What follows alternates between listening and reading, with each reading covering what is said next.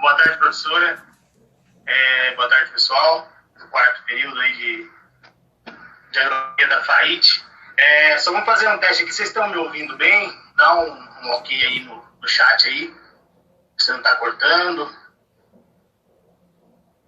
Tá? Então, beleza. Então, vamos lá. Ok, beleza, então. Como a professora falou, tem duas turmas aqui, né? De agronomia e florestal. A gente vai fazer um bate-papo bem bacana hoje, não muito longo, né? Não muito extensivo. E sabadão, né? A aula no sábado é um pouco complicado.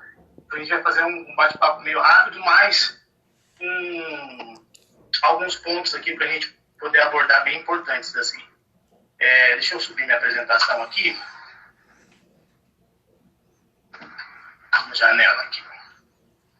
Deixa eu encontrar ela aqui.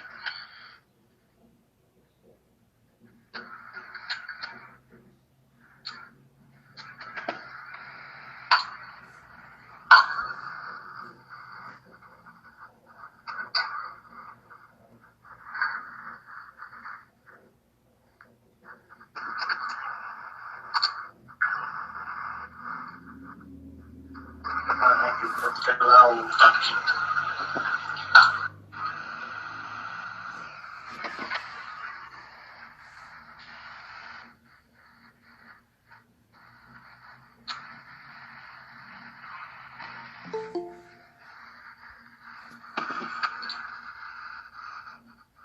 Apresentação.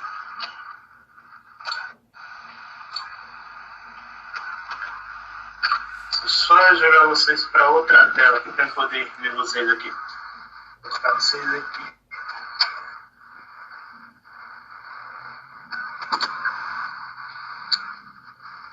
Aí, agora sim. Bom, vocês estão vendo minha tela aí?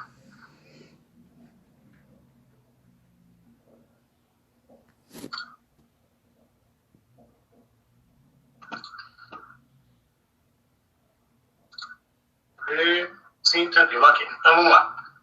Bom, pessoal, hoje nós vamos falar sobre sistema de irrigação, certo? Alguns sistemas de irrigação. Só alguns pontos que eu vou abordar, porque a aula é de solos, claro, tem tudo a ver com irrigação, né? Mas eu vou abordar alguns sistemas, diante de vários sistemas que nós temos hoje para trabalhar com irrigação. E falar um pouquinho sobre metodologia para estimativa de capacidade de campo e entender um pouco o que é a capacidade de campo, certo? E qual que é a função importante para ela na irrigação, que ela tem um ponto muito positivo na irrigação, na verdade. Eu me chamo Wellington de Melo Mendes, certo?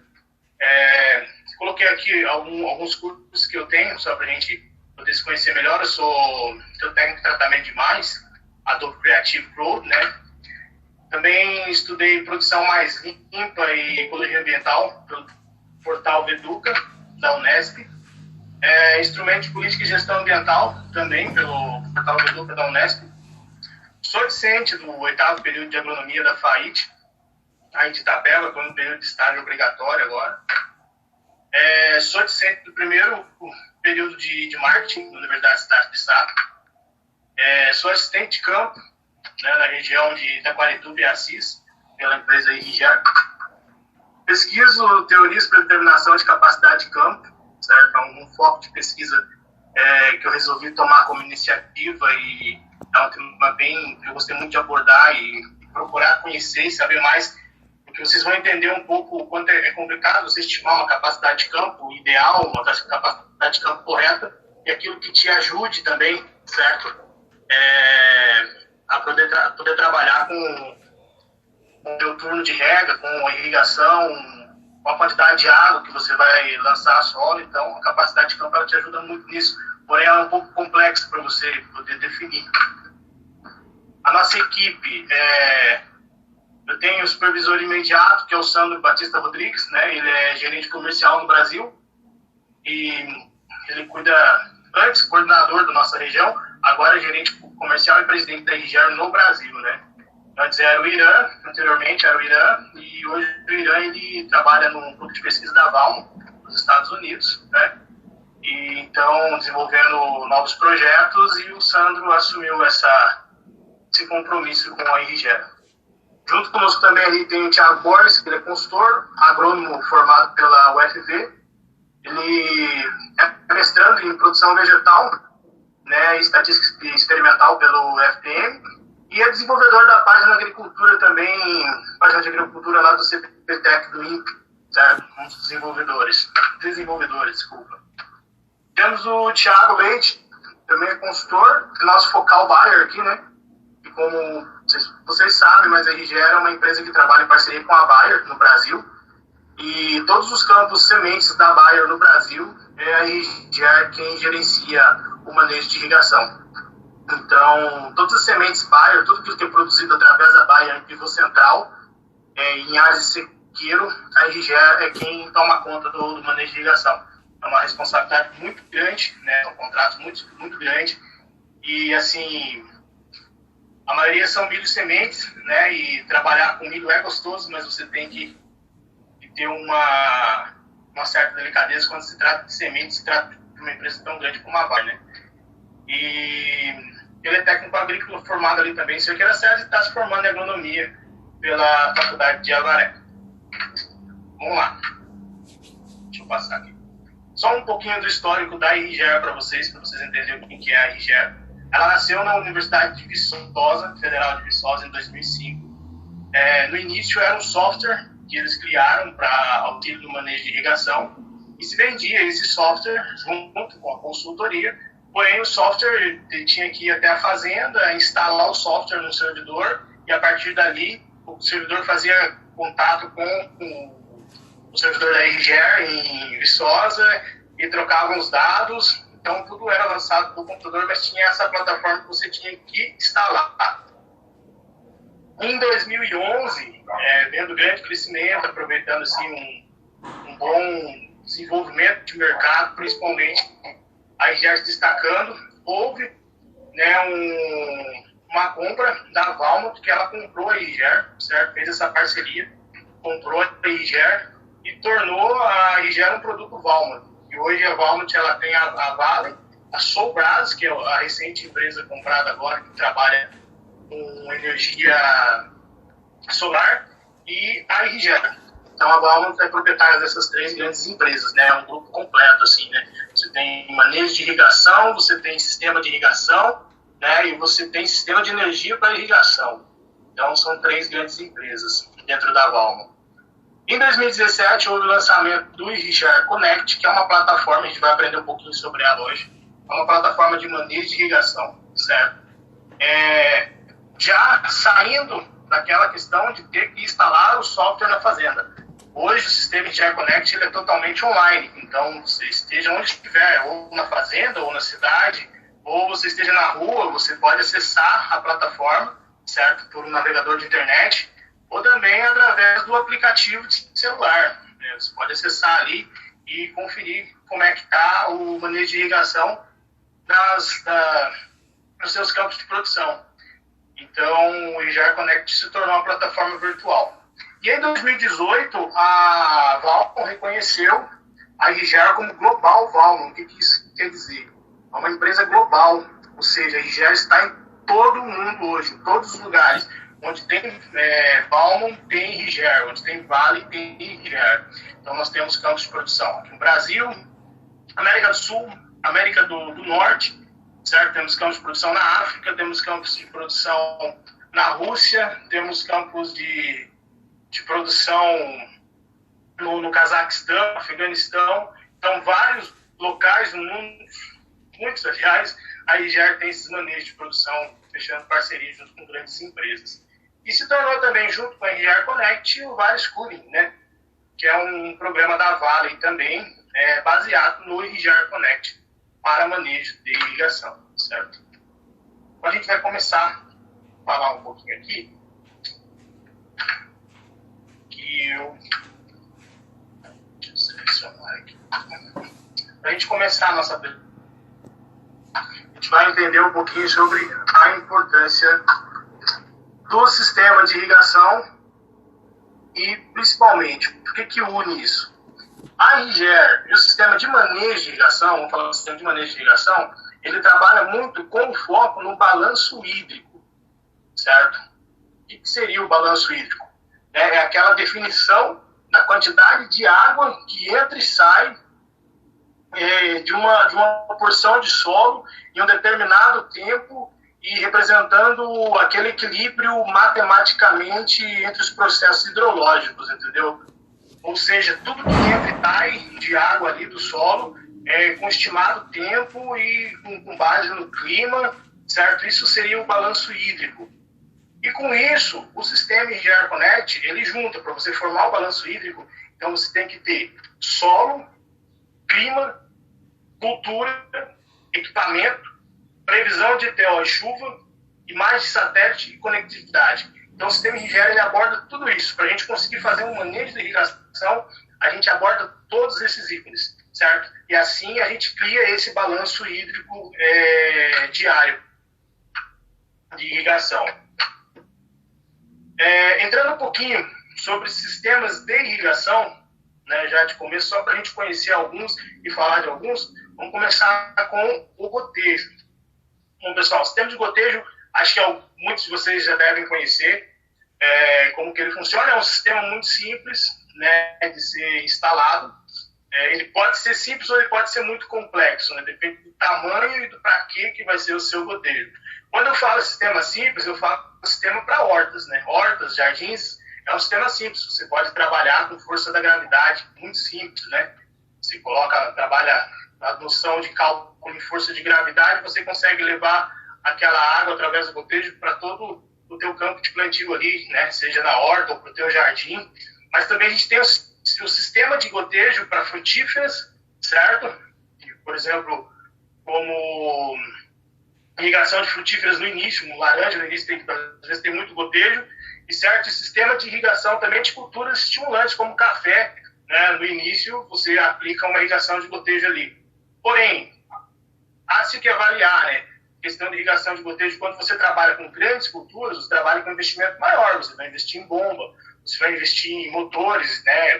Vai investir em parte elétrica, porque você precisa ter um sistema que faça com que a água chegue até a tua planta em quantidade correta, né? Você tem um sistema com que faça que a água vá até a planta e quando ela chegue lá, ela cai a quantidade correta que a planta necessita para aquele momento, certo? Porque a gente já vai abordar um pouquinho mais sobre isso mais para frente, né? Mas a gente não vai... Antigamente vamos dizer assim, que a gente aguava a planta, né? Não, a gente vai aguar. Hoje o agricultor não, hoje o agricultor não molha, ele irriga. Então ele tem a quantidade, ele sabe a quantidade ideal de água que a planta vai precisar, né? Então esse é o sistema de gotejo. Coloquei aqui para vocês verem. Esse aqui seria o gotejo mais simples, né? Que é trabalhado com a força da gravidade. Você leva uma caixa d'água aí a 2 metros de altura, dependendo do seu desnível, certo? De solo. Então você leva aí uma caixa d'água a 2 metros de altura, aonde você vai ter uma vazão que vai cair, vai ser distribuído ali pela tua adutora, vai até a adutora principal e segue os conectores de gotejo, irrigando ali, né, a tua área de cultivo. Esse seria o gotejo mais simples, né? Prático, qualquer um faz em casa. Você tem uma horta, é bacana fazer, entendeu? É barato, você compra a fita de gotejo, né? Tem fitas muito baratas para você comprar, claro, tem umas com qualidades melhores, mas assim, em termos de preço, se você for associar com outras marcas e outros sistemas, o gotejo é bem bacana de se trabalhar. Depois a gente entra na aspersão convencional. Hoje o Brasil tem mais de 700 mil hectares de aspersão convencional ainda, certo? Que é um sistema mais aplicado para hortas, jardins, frutíferas, pastais, principalmente pastais. Mas assim, onde a gente vê bastante aspersão convencional é que hoje tem muita grama sintética, mas geralmente em estádios, né, a gente tem sistema de aspersão convencional. Né? Quando não há grama sintética e há uma gramínea plantada, então a gente tem o sistema de aspersão convencional.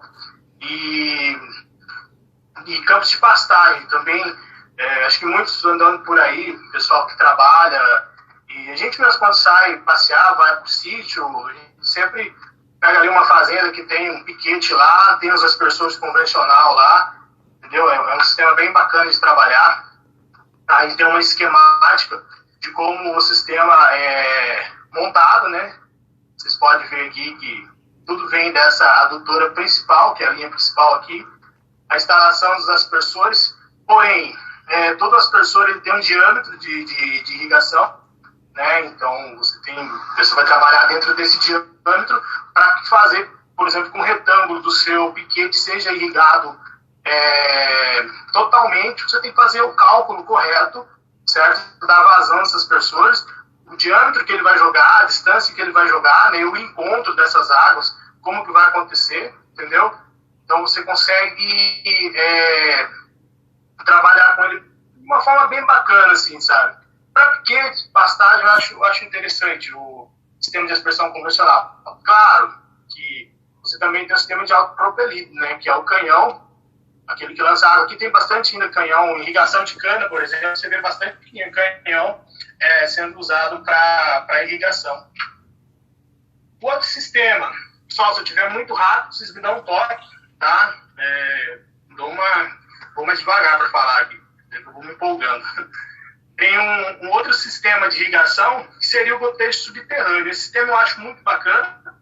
É um sistema não tão antigo, um sistema mais moderno, certo? Sendo desenvolvidos melhores materiais para eles, estão sendo desenvolvidos a cada tempo.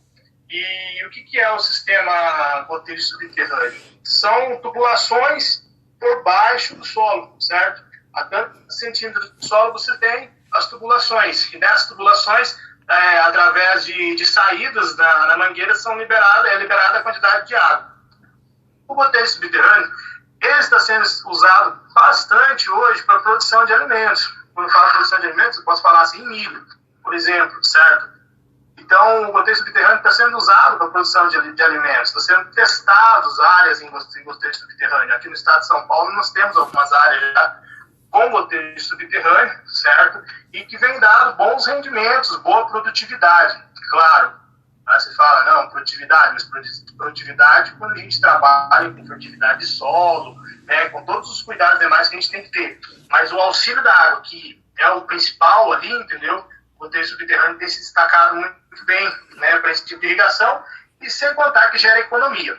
Ele é um pouco mais caro? É um pouco mais caro, sim, porque ele trabalha pressurizado demais, entendeu? Então você precisa ter bombas, melhores equipamentos, melhores motores, painéis de controle, então você vai ter um gasto para você montar ele. Porém, o que se diz é que ele é muito bom. Né? E eu, particularmente, dando uma lida esses dias sobre o gotejo subterrâneo, gostei muito da sistemática dele. E produção de alimentos, hortaliças, frutíferas e gramíneas, né? Como o milho, por exemplo. E aqui, a parte que eu mais trabalho hoje em dia, que é o sistema de irrigação por pivô central. Isso eu acredito que todo mundo conhece. A nossa região é uma região muito rica nesse sistema de irrigação. Eu acredito que aí nós temos aqui muito mais que 1.300 equipamentos só na nossa região de Itapeva, Paranapanema. Eu acredito que deve ter muito mais, certo? Que 1.300 equipamentos de pivô central, que é muito pivô, se você for avaliar. E ele é para quê? Produção de alimento em alta escala, né? Principalmente irrigação de milho, soja. Vamos falar na região: milho, soja, batata, mandioquinha, cenoura, o que mais? Mandioquinha salsa, né? Cenoura, feijão em grande escala. Temos, deixa eu ver o que mais que irriga. Mamona, né? Mamona irriga, que foi que a gente já trabalhou. E banana, daí entra na parte de frutífera, banana, laranja, entendeu? Então, tem muitos pivôs aqui na região e são várias as áreas de trabalho com ele, né, para irrigação. Também tem a parte de pastagem, que é o que a gente fala hoje do gado irrigado. Até nós atendemos uma fazenda Cachoeira, né, do seu senhor Bernard Tipo, ali em Itaberá, e ele faz a irrigação de pastagem, né, com o pivô central. A gente faz o manejo, ele tem plantado hoje braquiária lá e aveia. Então, ele faz a rotação, né, o gado lá ele é criado para campo, então ele faz a rotação dentro desses pivôs, né. Também tem, como falei, para frutífera e cultura estimulante, como o café também, que usa muito lá no norte da Bahia usa muito o pivô central para irrigação, né? Aqui é a esquemática do pivô central do projeto. Você precisa de uma casa de bombas, precisa da captação, que seria isso aqui, a captação, um rio ou um açude, um lago, uma barragem, uma bomba, né, e um motor, painel de controle, que seria a chave de partida.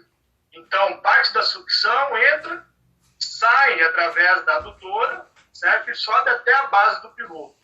Chegando na base do pivô, você tem o canal direto até os lances. Então, cada lance você tem os aspersores, cada aspersor você tem uma vazão, certo?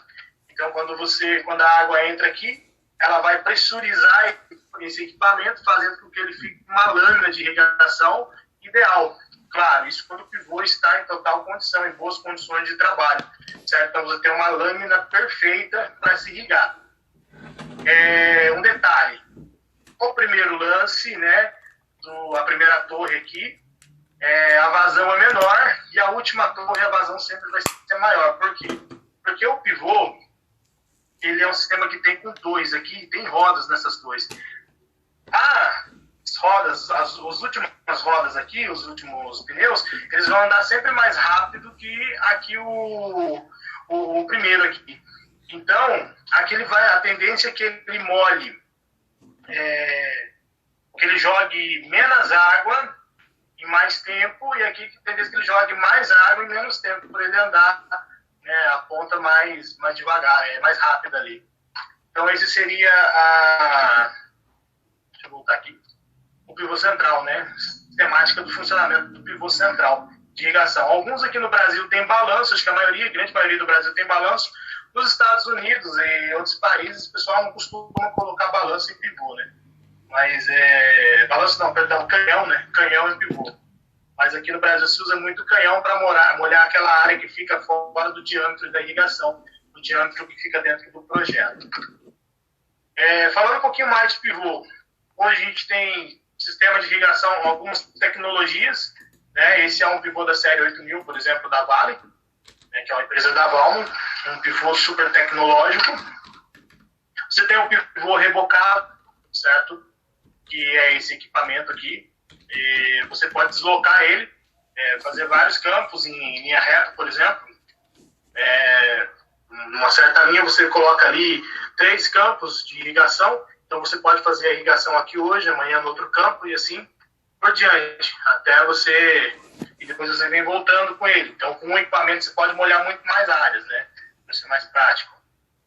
Aí a gente tem o sistema Bender, Hand Bender 30 e 160, né, que ele é um pivô que na ponta, em áreas aqui como essa fazenda, tem uma fazenda dentro do raio irrigado, o pivô ele vai chegar à ponta aqui e aqui ele vai caminhar mais um pouquinho, ele vai fazer esse movimento. Ele chega aqui e ele caminha a ponta, certo? Para irrigar aquela área que não chega o total do equipamento. Então ele vai andar mais um pouquinho, né? E falando em sistema de irrigação também, a última agora que eu falo a última, mas que é moderno, muito moderno, eu gosto muito dessa tecnologia, que é a tecnologia VRI, né? Ela é uma tecnologia que está sendo desenvolvida e o equipamento vai se basear em informações topográficas, certo? Mapas e dados de solo, dados de rendimento, e ele vai molhar, a lógica dele é que ele molhe a parte que está precisando. Como que a gente vai entender isso daí? Dentro de um diâmetro de um pivô, se eu tenho um solo, por exemplo, com 2 qualidades de solo, eu tenho uma mancha, eu tenho a metade desse pivô, eu tenho um solo mais argiloso, e a outra metade do pivô tem um solo mais arenoso, entendeu? Só que em certo ponto, esse solo, eles se misturam. Então eu tenho aquela mancha entre argila e areia.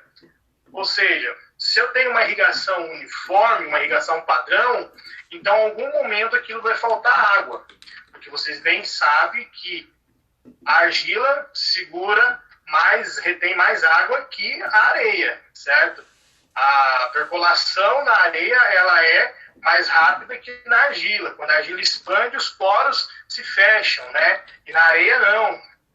Na areia, a tendência é que a água desça mais rápido, certo? Então, quando eu falo na tecnologia VRI, eu estou falando que os aspersores vão jogar água na quantidade correta. O sistema, através desse mapa de dados, ele vai identificar que quando o pivô estiver, né, dentro da área argilosa, ele vai jogar 1 milímetro de água. E a partir do momento que ele identificar que os seus aspersores estão dentro de uma mancha, e naquela mancha eu tenho uma grande área de areia, então ele vai jogar mais água, certo? A tendência é que ele jogue mais água para que fique uma irrigação uniforme. É uma tecnologia muito bacana, eu acho muito chique, na verdade, e que vai auxiliar muito o produtor rural hoje no manejo de irrigação. Claro que uma tecnologia que é cara, mas se você for colocar hoje tudo que é caro na ponta da caneta, você vê que a produtividade compensa, né? Você acaba pagando e tirando o seu lucro da mesma forma, né? E agora a gente vai falar um pouquinho sobre o sistema Irriger, só para me dar uma introdução, para que todas as informações que a gente está captando, a gente possa entender depois, no final, como que a gente vai entender elas, ligando ela à capacidade de campo, certo? O que vai servir a capacidade de campo, o que é a capacidade de campo. Então vocês vão entender para que ela vai funcionar, entendeu? Conhecendo todos esses sistemas. Essa aqui é uma tela do Irriger 4.0, 2.0 na verdade, irrigação 4.0. E aqui eu tenho áreas de pivô, áreas irrigáveis, onde estão aqui tudo aqui um verde, um azulzinho, vermelho, laranja, então tudo aqui é pivô, tudo aqui é uma cultura. Tem a batata, né, tem o trigo. E o que acontece aqui? O Irriger ele trabalha com alguns padrões de cores, onde quando o equipamento está em azul, o equipamento está em capacidade de campo. O que seria o solo em capacidade de campo? O solo está cheio, está com água no solo, entendeu? Quando você tem um solo em capacidade de campo, você tem um solo úmido, você tem um solo mantendo água. E a partir do momento que o clima vai aumentando, né, vai tendo a transpiração das plantas, vai tendo a evaporação, aquela água, a tendência é que ela vai diminuindo. Então, por isso, quando eu falo em solo e falo em irrigação, eu tenho que definir bem o tipo de solo que eu tenho, certo? Eu tenho que entender bem o comportamento dele, para mim saber quanto tempo aquela água vai conseguir parar ali, a partir do momento que eu irriguei, certo? Eu irriguei hoje uma lâmina de 10 milímetros, mas quanto tempo esse 10 milímetros vai servir para minha planta, né? Em quanto tempo a minha planta vai começar a entrar em estresse, vai pedir água, certo? Então, o sistema Irriger ele faz todos esses cálculos. E aqui a gente trabalha, a cor azul, ele está em capacidade de campo e ele vai caindo. Depois ele entra na cor verde, certo? Na cor amarela, que é uma cor de atenção, que o produtor ele vai enxergar que o pivô está com atenção, vai precisar de uma lâmina mais alta de água. E depois a decadência entrando na cor vermelha, que daí ele já está passando ali a sua linha de segurança e partindo para o ponto de murcho permanente, certo?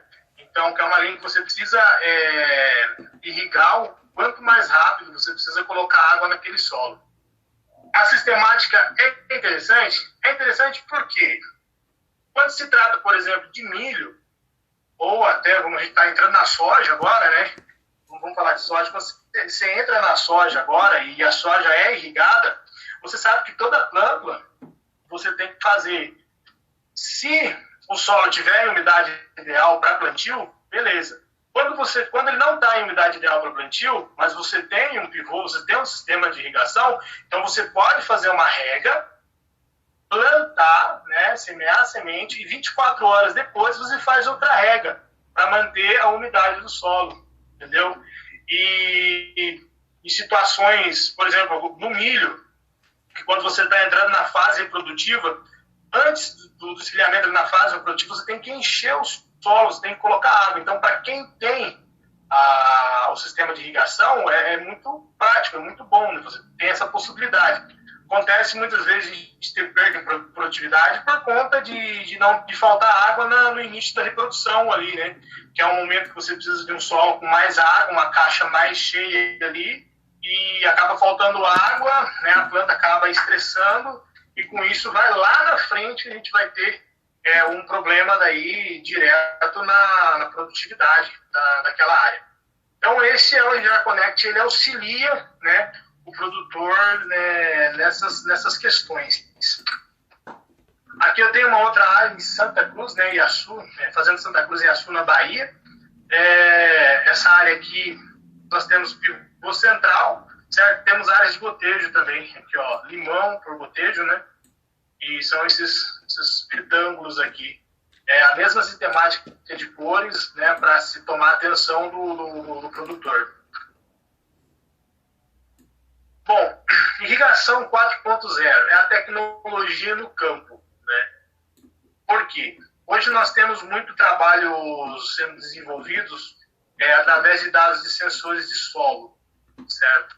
Nós temos sensores de marcas boas, nós temos sensores não tão bons, né? Não vou entrar em detalhes de marcas, mas basta você dar uma estudadinha aí e uma pesquisada, você vai conseguir entender por que uns sensores de solo são melhores que o outro. Como que a RGR reconhece a questão de sensores de solo e como eu também reconheço. É importante, sim, sensor de solo te ajuda muito, certo? Quando você precisa automatizar o teu campo. Porém, o diferencial do nosso serviço contra algumas outras empresas, que também não preciso citar nome, mas o diferencial do nosso serviço é que a gente vai até o campo, certo? Nós vamos até o campo, fazemos o sensorial para a gente entender como que está a umidade. Porque equipamento erra, entendeu? O equipamento, se ele não estiver bem posicionado, ele vai errar. O sensor, principalmente, para aqueles que trabalham com sensores de solo, sabe disso. Se você não posicionar o equipamento, principalmente um sensor de solo, se você não posicionar ele corretamente dentro do cilindro ali no solo, e ele não estiver em contato com a matéria ali, ele não vai gerar bons dados, vai gerar bons resultados para você, certo? Porém, essa tecnologia ela vem sendo melhorada e para isso hoje nós temos também a participação do Aquatrek, né, que é esse equipamento aqui, desenvolvido pela Vale, onde a gente tem um pluviômetro aqui, ok? E aqui esse fio ele sai até um sensor de solo, que ele colhe as informações do solo. Então, o sistema automatizado porque ele está colhendo as informações do solo e o que ele quer? Ele quer que o pivô trabalhe sozinho, ou seja, a partir que ele identifica que a umidade do solo está caindo, ele aciona o pivô com a lâmina d'água. Isso é a conjuntura. Porém, também o sistema ele é acoplado, ele conversa com o irrigar, né? E através do irrigar a gente também pode sentir como que está a umidade do solo através do sensor. Mas nada como o técnico ir a campo mesmo e poder tá vendo a situação real da umidade. Aqui, como eu coloquei, eles são sensores, mas não eliminam as avaliações sensoriais. A gente vai aprender um pouco sobre a avaliação daqui a pouco. E vamos lá. Vamos falar agora sobre solo. Determinação da capacidade de campo.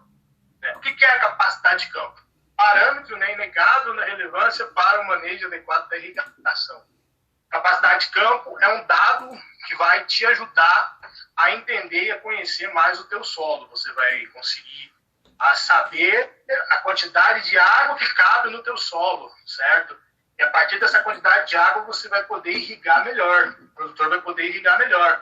Ou seja, quando eu falei lá no começo que antes a gente molhava e hoje a gente irriga, a diferença ela é prática nesse sentido. Porque quando você molha, você joga demais ou joga de menos. E quando você irriga, você joga o que precisa, certo? Aquela quantidade de água. E para que serve a determinação da capacidade de campo? Confiável no conteúdo de água no solo, na capacidade de campo, pode-se otimizar a produtividade das culturas agrícolas, maximizando a eficiência do uso da água pelas plantas e evitando a contaminação do lençol freático por lixiviação de fertilizantes e agroquímicos. Ele é confiável no conteúdo de água no solo, foi aquilo que eu falei. Você joga aquilo que é para jogar. Você irriga aquilo que é para irrigar, entendeu? Nem a mais nem a menos, aquilo que a planta pede, aquilo que ela está pedindo. Otimiza a produtividade da cultura? Claro, né? Se você está irrigando a quantidade correta e você não está deixando faltar água e nem está sobrando água, a tua planta vai consumir aquilo que ela precisa, aquilo que está ali vai permanecer com o solo sempre úmido, né? Para haver aquela troca ali de de nutrientes e ela poder tá bebendo daquela água ali, e só que sem exagero. Você sabe que se você planta um feijão e chove demais, o feijão às vezes nem nasce, e quando nasce, né, você acaba perdendo por inundação ali. E diferentemente, o pivô pode ser tão diferente. Se você mora demais, você tem um escorrimento. E quando você fala em produtividade, você também fala em economia, né? O que o produtor rural hoje ele quer? Quer ganhar, ele quer produzir bem, quer ganhar dinheiro, quer pagar seus custos, não quer ficar devendo, entendeu? E a partir do momento que você tem um manejo de irrigação, então você sabe que se você jogar demais, você vai pagar energia demais ou vai gastar diesel demais para funcionar uma bomba, certo? A tua planta não vai ter um bom desempenho a campo, porque se ela não é um arroz, por exemplo, então ela não precisa de tanta água, né? Ela precisa da quantidade ideal para ela sobreviver ali. Então, isso, a capacidade de campo, ela nos ajuda, né? Aqui a gente tem uma imagem bem bacana do solo, né? Esse aqui é um cubo de solo, e onde nós temos os macroporos, né? E os microporos. Os macroporos, como vocês sabem, são as partículas maiores de solo, e os microporos são as partículas menores, certo? Temos a areia e a argila. Então, tudo isso junto ali com o sistema radicular da planta, né? Porque esse é o caminho da água no solo, entre os microporos e os macroporos, né? Quando você irriga, o primeiro que você vai encher são os macroporos, né? São os caminhos mais largos. E depois você vem enchendo os microporos, a água vai percolando e você vai ter o enchimento do microporo. Então, por isso que é interessante quando você irriga, logo em seguida, se você cavar, fazer uma fenda que você cavar e puxar o solo, você vai ver que a parte de cima vai estar super úmida e a parte de baixo vai começar a umedecer, vai começar a molhar, porque a água ela desce com a força, né, gravitacional ali, então ela vai descendo devagarzinho, então ela vai molhando aos poucos. Porém, se passar algumas horas, você vai cavar de novo, você vai ver que a parte de cima está mais seca e a parte de baixo está mais úmida. Ou seja, é o movimento da água, né? Ela descendo, descendo pelo solo. Deixa eu voltar aqui que eu passei. Opa, aqui. E quando a gente fala também água no solo, vale a gente determinar a água disponível do solo. Imagine, isso eu falei na última aula com a professora que a gente fez, né, para uma turma de agronomia também, e eu quero marcar bem com vocês isso daí. Imagine que o solo é uma caixa de água, certo? O solo é uma caixa que a gente vai encher de água. Onde a gente tem uma quantidade real de água, você pode colocar uma quantidade total, né, aquilo de água disponível. Acima dessa quantidade, nós temos o limite máximo, acima dele nós temos a água de percolação e o solo saturado, e abaixo dele nós temos a água não disponível, que é aquele solo seco, certo? E o ponto de murcho permanente. Vocês vão entender essa dinâmica melhor um pouco mais para frente ali. Mas o que eu quero dizer aqui? Aqui nós temos, quando eu tenho o limite máximo, a capacidade de campo, o limite real de água, aquilo que cabe de água no solo, certo? E abaixo do limite mínimo de água que eu preciso, eu tenho o ponto de murcho permanente, que é o ponto a partir de que a plântula ela vai começar o estresse maior e vai começar a morrer, né? Porque ela precisa de água e ela não tem. Então, essa é a dinâmica. Então, imagine que se eu tenho uma planta e eu tenho uma caixa, e dentro dessa caixa eu preciso colocar água, não posso deixar passar, porque se passar vai saturar e vai escorrer, né, podendo causar problemas como erosões e erosões laminares, por exemplo, né, que vai escorrer e você vai perder também, você vai perder solo, vai perder matéria, você vai perder produtos, se você aplicou ali, você perde naquele escorrimento, né? E se você deixar faltar água, a tua planta morre, né? Você precisa de água no solo ali. Então, para isso, a gente começa a trabalhar com a capacidade de campo, a gente entender isso daí. E estudo das características do solo, né? Vamos lá. Aqui, esse slide ele entrou sem querer aqui, né? Não era para ele estar aqui agora, mas não tem problema. Vamos dar continuidade. Aqui é bem bacana, esse desenho aqui é um filtro, onde acima do nível seria a saturação, dentro desse espaço a quantidade ideal, a capacidade de campo, né?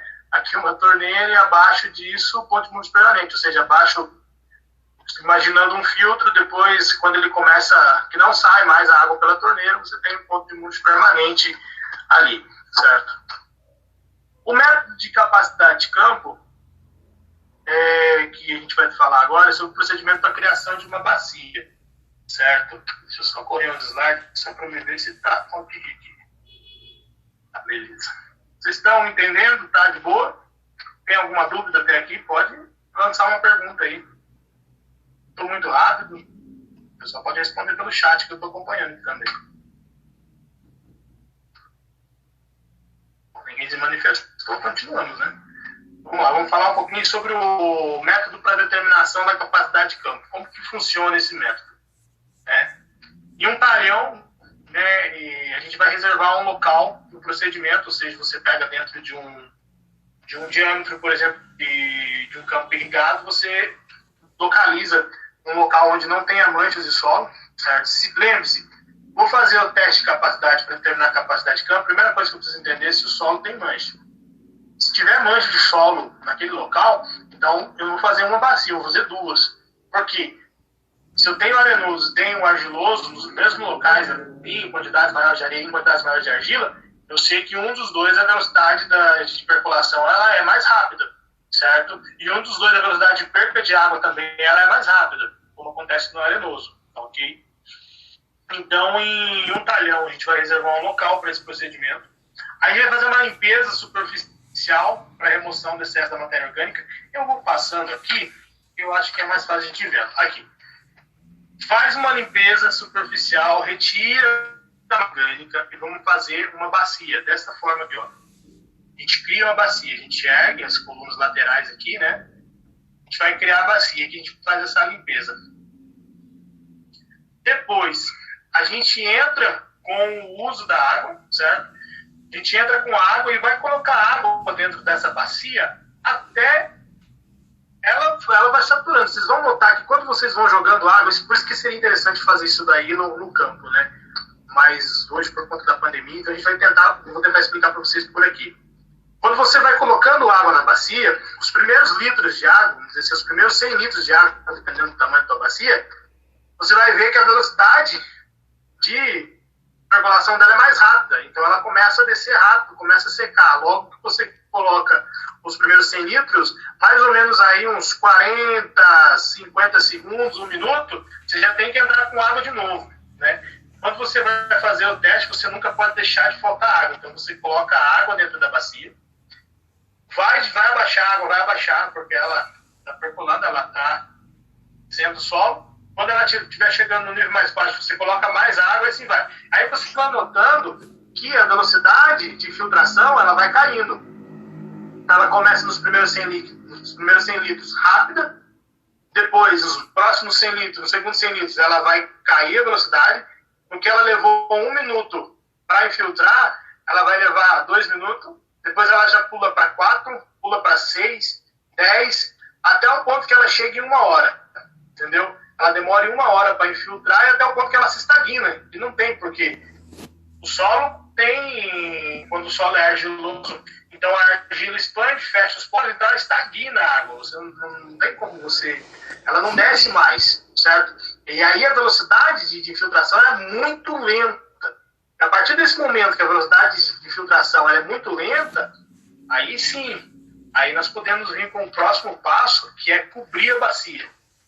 Certo? Nós vamos pegar, cobrir essa bacia com a lona.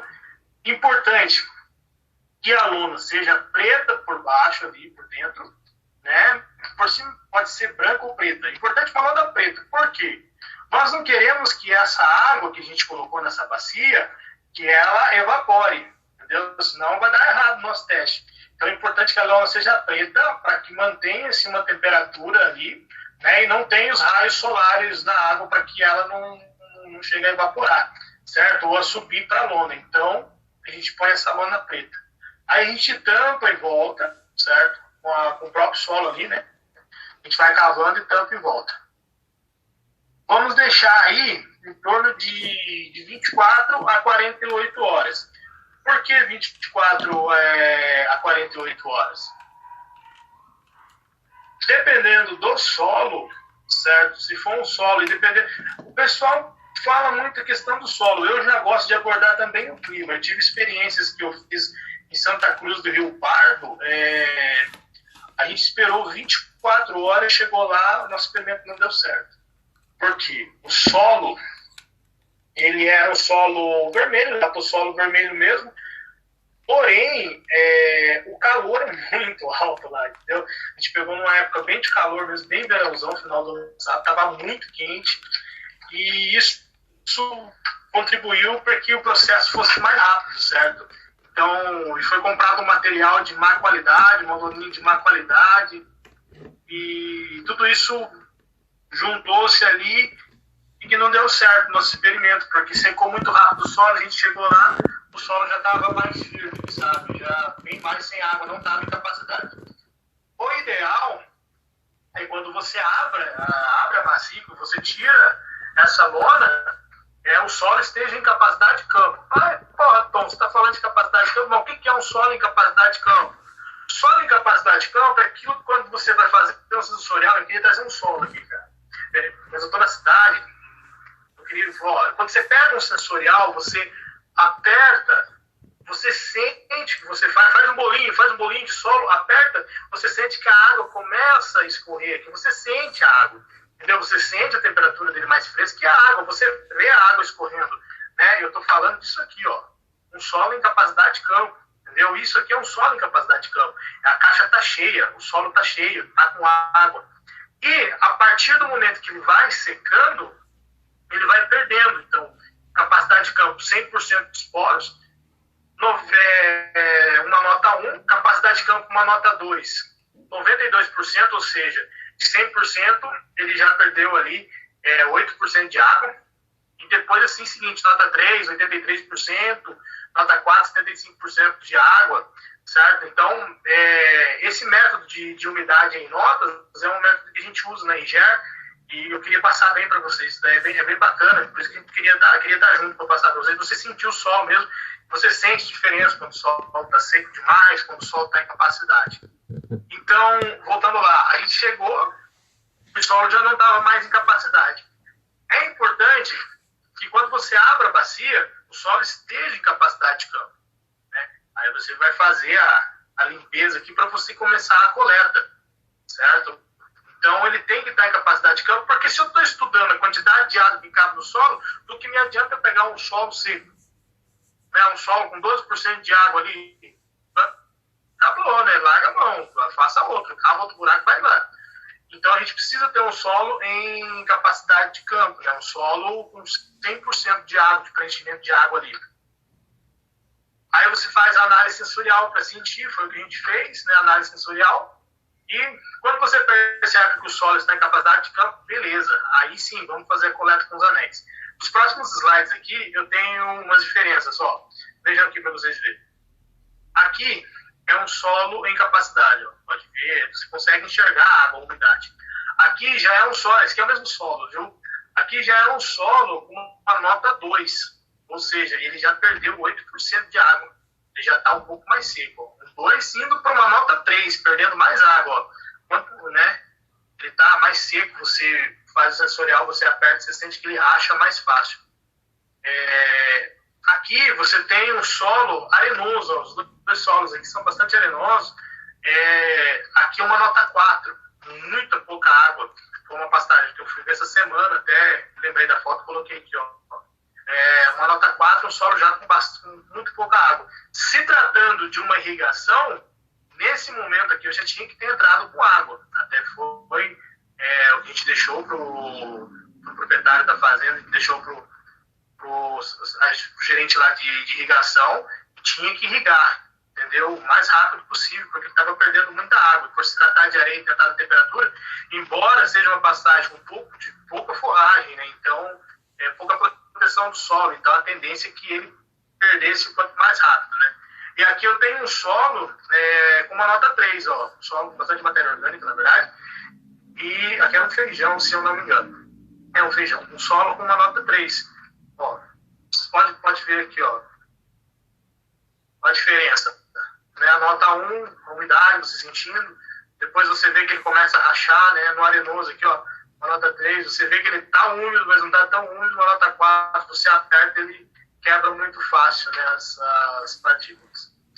Aí, quando você percebe que o solo está em capacidade de campo, a gente inicia, então, a coleta com o trado.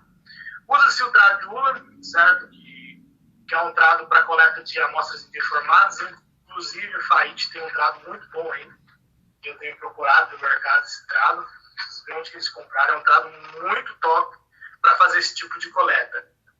Né? Esse trado aqui que está na foto é um trado desenvolvido por nós mesmo, mas que tem dá bons resultados, né? Diferente do outro, ele é um pouco assim, difícil de manusear ele, né? Mas você faz a coleta do solo em anéis, que vai virar nisso aqui, ó.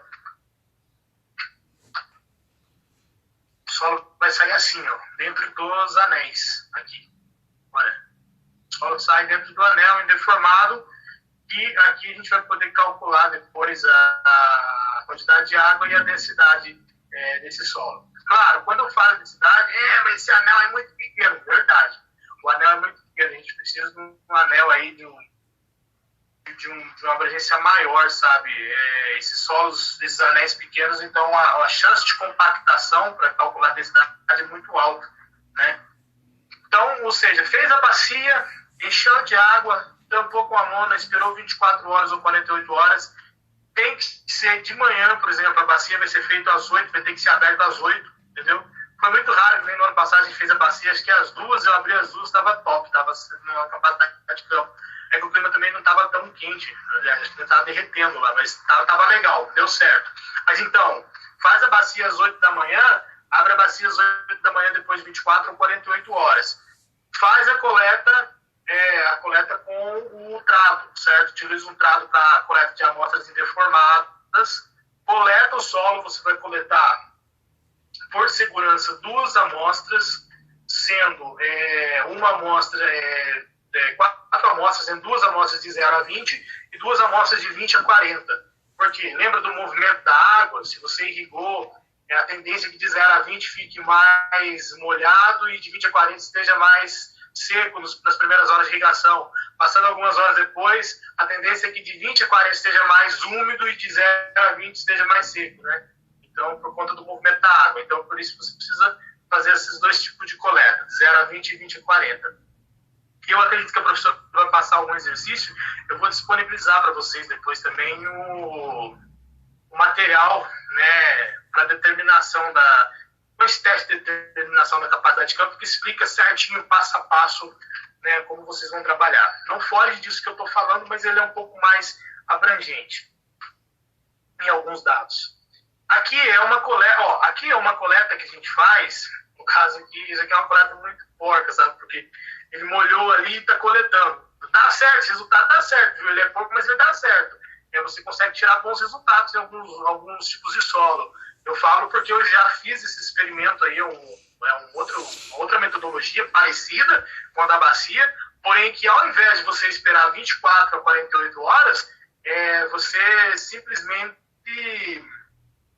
molha, faz a cova, molha o local, dá-se ali uns tempos de 10 minutos, vai molhando de 10 em 10 minutos, quando você sente que a água parou de infiltrar, você faz a coleta. Para uma coleta de 0 a 20 é top, entendeu? Você tira, você consegue chegar ao solo ali em capacidade de campo. Porém, não é um método reconhecido também, porque ele gera muita insegurança. Então, ele não é reconhecido, mas é um método bacana para estudar, para aqueles que gostam de solos, né, e gostam de entender o movimento da água no solo, e tem interesse aí para essa área essa questão de capacidade, determinação de umidade de água no solo, de determinação de umidade no solo, é um teste bem bacana para estudar e tentar reconhecer esse teste aí, né? Aí aqui ele está fazendo uma coleta a seco, certo, no anel, porque é um outro método que ele faz. Esse método aqui, a gente coleta o solo sem molhar, sem nada, a gente só cava, faz a abertura, coloca o anel, é um instrumento ali, eu não tenho, mas ele é como se fosse minha garrafa de água aqui, certo? Aqui na ponta é o anel, eu encaixo ele aqui, bato, certo? E coleto o solo, uma amostra indeformada. Aí esse solo ele vai ser saturado no laboratório. No ano passado a gente teve a oportunidade de fazer dos dois tipos. A gente coletou o anel, né, para saturar, e eu acho que a gente fez também, a gente fez a bacia e coletou o anel para saturar em laboratório, né? A gente aprendeu a fazer isso. Então é um método muito bacana também, é um método rápido, porém não reconhecido, né? É um método não reconhecido, mas ele dá bons resultados rápidos. Para você que precisa de resultados rápidos, para entender um pouco mais do seu solo, esse método é bem bacana. Aí, quando a gente tira o anel, a gente vai identificar a gleba, né? A gente vai identificar onde foi tirado, qual o anel que é e qual a profundidade, para não se perder depois. Interessante. Quando você está no campo, que você tira o anel com o solo, você já deve pesar. Você fez a bacia, né? Estava em capacidade, você coletou o solo, ali você tem que ter uma balancinha. Então você tirou, você já pesa, certo? Pesa o solo com o anel, entendeu? Aí você pesou ele, anota os dados ali. Esse aqui deu 168 gramas, certo? Que é o solo, vamos dizer assim, que é o solo cheio de água, 168 gramas. Quando eu coleto o anel para saturar o solo no laboratório, eu peso ele seco, né? Peso ele depois saturado e peso ele depois seco na estufa, né? O primeiro valor seco é só para mim ter uma base de cálculo. E o segundo valor, quando ele está saturado, junto com outro valor depois seco novamente na estufa, é dali que eu vou identificar a sua capacidade ali de campo, quanto de água que ele cabe. Quando você fala em, que nem eu falei, quando a gente fala assim, coletar o solo seco, é isso daí, ó. Seria esse anel aqui, ó. Eu coletei ele seco, aí eu coloquei esse papel, é uma folha Perflex que eles falam, né? Dobrei ele, coloquei, amarrei ele, certo? Dessa forma aqui, ó, identificados. Coloco dentro de uma bandeja de água, e dentro dessa bandeja de água a gente deixa ali 1 hora ele de um lado, a gente tira. Você vai começar a perceber assim, que solos de 0 a 20 não leva nem 1 hora, você já começa a perceber que tem água aqui, já começa a verter água aqui em cima. Então, verteu água aqui em cima com um movimento de baixo para cima, então você não precisa nem virar. Agora, você viu que o solo é de 20 a 40, ele está um pouco mais denso, um pouco mais compacto. Se você vê que ele vai ver que ele não vai verter a água, você vai ter que virar de novo o anel e molhar do outro lado para tentar que a água se encontre, né? Que a umidade ali se encontre dentro desse anel. Depois disso, a gente leva esse solo para a estufa, certo? Aqui a gente leva o solo para a estufa.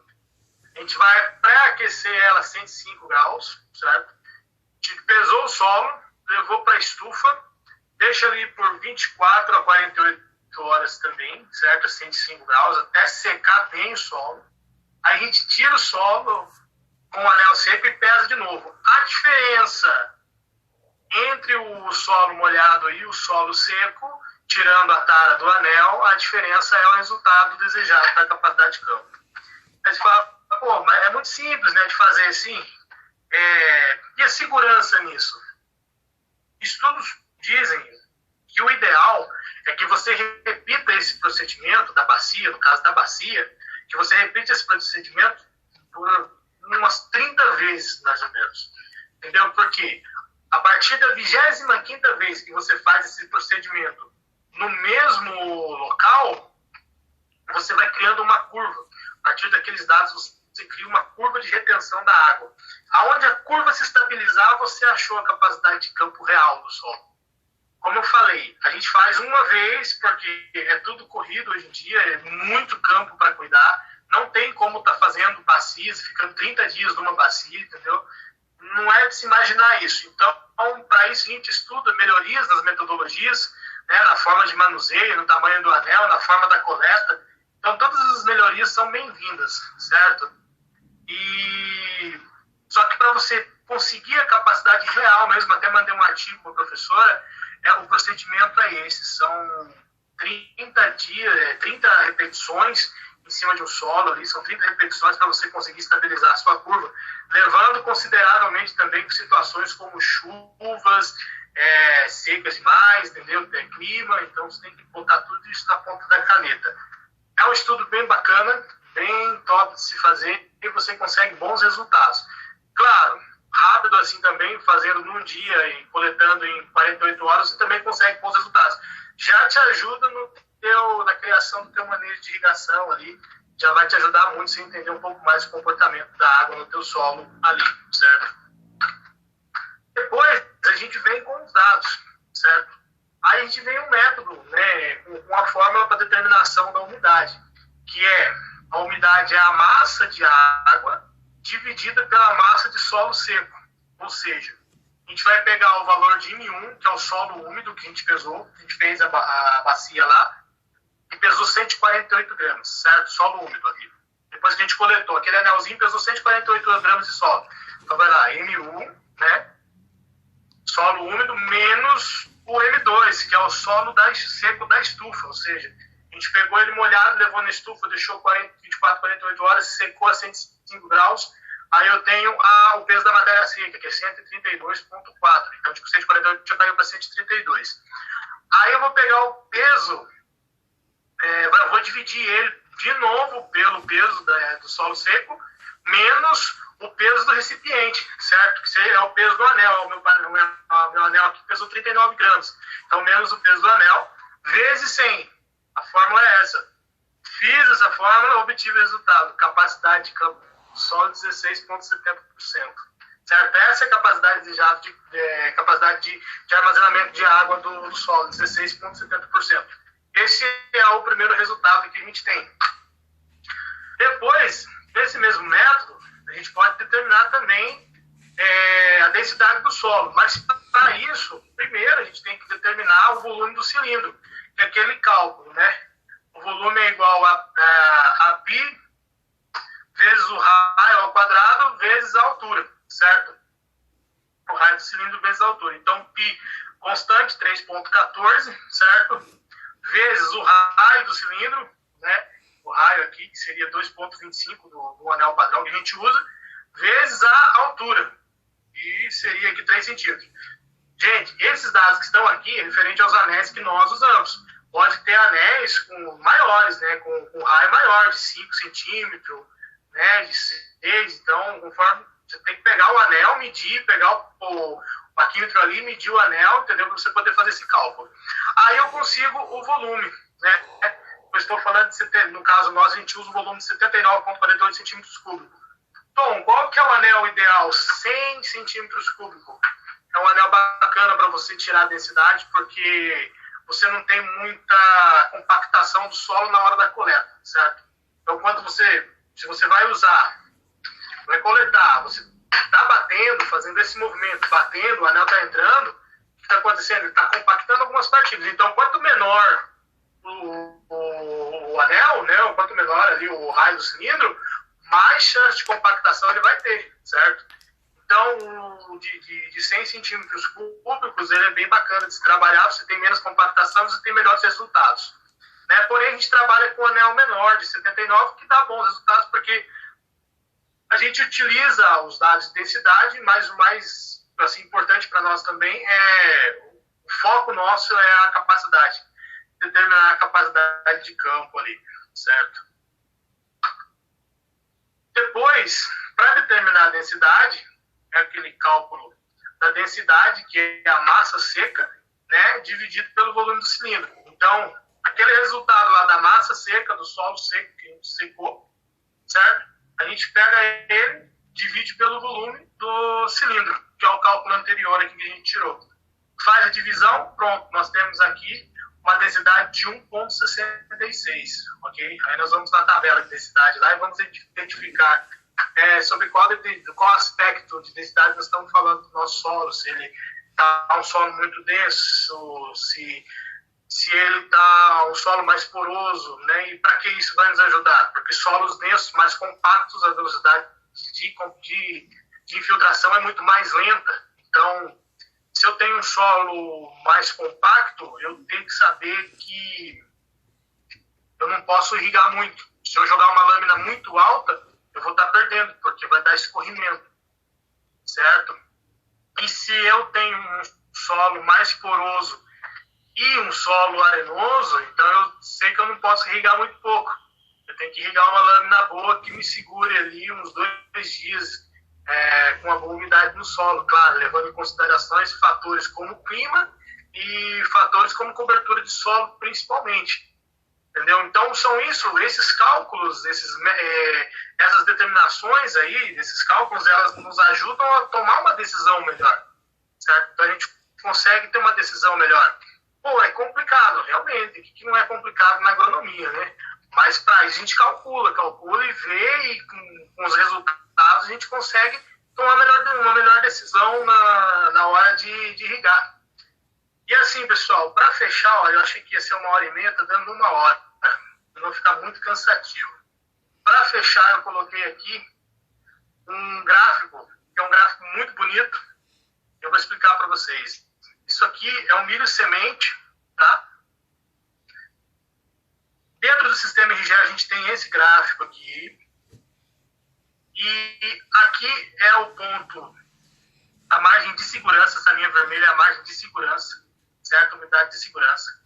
Essa linha azul é a capacidade de campo, ou seja, o limite de água que cabe dentro daquele solo, certo? Limite de água, então aqui é um solo que cabe 16 milímetros de água. A partir de 16 milímetros ele vai começar a escorrer, certo? E aqui a verde é o movimento da ETO, certo? E esse marrom aqui, essa linha marrom é o comportamento do solo. As barras são essa azulzinha, precipitação, né, chuva, e essa aqui irrigação. Veja que manejo bem feito. Olha, a nenhum momento a linha do solo ela secou, nenhum momento o solo secou para cair abaixo da unidade de segurança. Nenhum momento, certo? O ponto de murcho permanente, acho que ele vai estar mais ou menos aqui, ó. Então, em nenhum momento o solo caiu. Ele sempre se manteve, ó, com bastante umidade, ó. Ele chegou aqui, ó, a 70%, ele não passou aqui de 75% de umidade no solo. Isso é ótimo para a cultura, isso é muito bom. Aqui a gente pode ver que o índice de estresse da cultura foi de 3,9%. A gente trabalha com índice de estresse bom de até 5%, acima de 5% já começa a ter perca na produtividade, certo? Então aqui teve um índice de estresse de 3,9%, muito bom, trabalhou bem, ok? Tivemos nesse período aqui, né, 16 milímetros de chuva, irrigou 112, olha quanta água foi, irrigou 112 milímetros, certo? E o comportamento do solo se manteve entre a margem de segurança, umidade de segurança e a capacidade de campo, ou seja, não faltou água para a planta. Então, juntando, né, fazendo um resumão agora, juntando tudo isso que a gente falou, para que serve a capacidade de campo? Para tomada de decisão, entendeu? Para mim saber o que eu vou irrigar, a quantidade que eu vou irrigar, sabendo que eu tenho que saber critérios, sabendo que tem que saber é foda, né? Sabendo que eu tenho que ter critérios em minha mente como o solo, tipo do solo, se ele é arenoso, se ele é argiloso, se ele é siltoso, entendeu? Qual a porcentagem de areia, silt e argila que contém no meu solo, como que está a densidade do meu solo, entendeu? Isso é muito legal quando você pega, por exemplo, um campo de batata, sabe? Você tira a colheita de batata ali e você vai fazer. Eu lembro que eu fui fazer uma bacia de saturação no campo de batata, para determinar a capacidade, e eles não tinham me contado, né? Mas quando eu cheguei, eu já percebi que umas batatas, saiu batata desse solo, vamos ter trabalho. Então, como você tem o revolvimento ali do solo, né? Então, ele ficou com os poros muito largos, abriu demais e foi muita água. Olha, foi muita água mesmo. Vou dizer para vocês, foi aí acho que uns 5 mil litros de água, sabe? Numa bacia de 2 metros quadrados. Então, foi muita água mesmo, sabe? Para a gente poder encher. Então, ou seja, voltando, você pega todos esses dados, você junta, você consegue entender melhor quanto que você vai irrigar, quanto que você precisa irrigar. Eu também deixei com a professora um passo a passo de como se calcula um turno de rega, certo? Para os aspersores comuns. Um passo a passo muito bacana, bem simples, entendeu? Tá com a professora também. Acho que depois se ela já me passou, ela vai passar para vocês. E para aqueles que têm interesse da irrigação, eu digo que o setor tendência é crescer cada vez mais, a irrigação. E assim, na nossa região nós temos bastante áreas, e no Brasil nós temos muita área irrigada, mas muito que a gente fala é apenas 3%, né? Mas nós temos muita área irrigada mesmo.